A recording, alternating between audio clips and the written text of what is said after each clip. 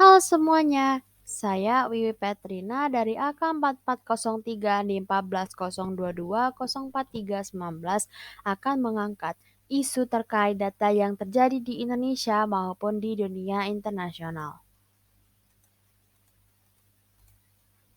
Welcome back to my channel.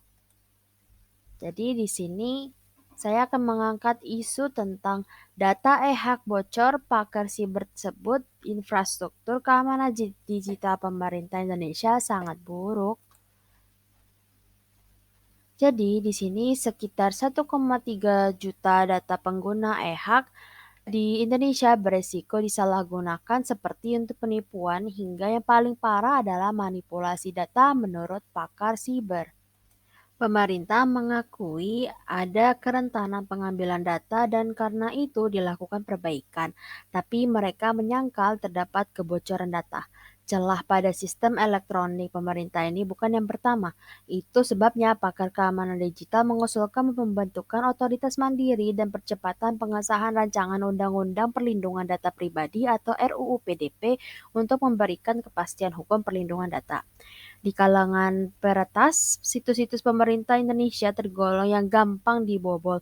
Menurut pakar teknologi informatika Bapak Ono Widodo Purwo, laporan soal kerentanan sistem keamanan situs milik pemerintah bukan sekali dua kali dia dengar, tetapi berkali-kali. Karena itu pula insiden kebocoran data di sistem Indonesia Health Alert Card atau EHAC seperti bukan hal yang mengejutkan lagi bagi Bapak Ono. Ia bahkan mengaku putus asa memperingatkan institusi pemerintah ketika menemukan ada kerentanan pada sistem keamanan digital. Ucap beliau, sebetulnya banyak situs pemerintah itu bolong dan yang melihat duluan itu hacker senior. Lalu kami kasih tahu, sudah begitu mereka nggak bereaksi dengan berbagai alasan. Ungkap Bapak Ono kepada wartawan Nurika Manan yang melaporkan untuk BBC News Indonesia pada Rabu tanggal 1 bulan 9. Selanjutnya, apa tanggapan dari Kominfo?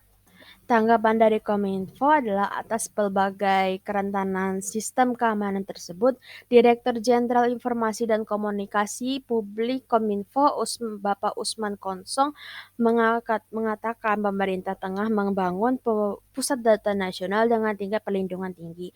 Menurut dia, langkah itu dilakukan untuk meningkatkan proteksi terhadap data pemerintah termasuk informasi pribadi warga. Hanya saja ia belum bisa memastikan kapan pengerjaan ini rampung. Usman juga tak merinci nilai anggaran untuk peningkatan sistem keamanan digital pemerintah tersebut. Namun ia menjamin alokasi dana itu cukup untuk memperbaiki infrastruktur perlindungan data.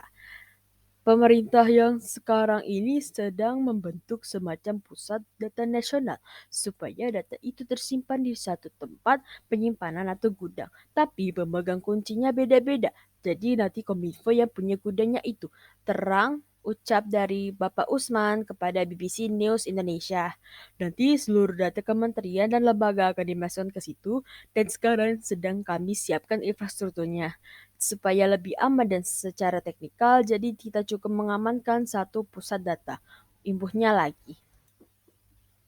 Dibandingkan harus mengamankan data yang tersebar di berbagai kementerian dan lembaga, menurut Usman akan lebih baik jika pengamanan dilakukan di satu titik, yakni pusat data nasional.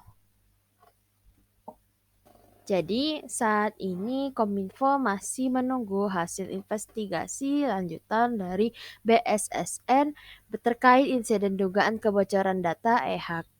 Selanjutnya kata Usman, Kominfo bisa saja menindaklanjuti dengan pelaporan kepolisian jika ada indikasi pelanggaran hukum atau memberikan teguran tertulis ke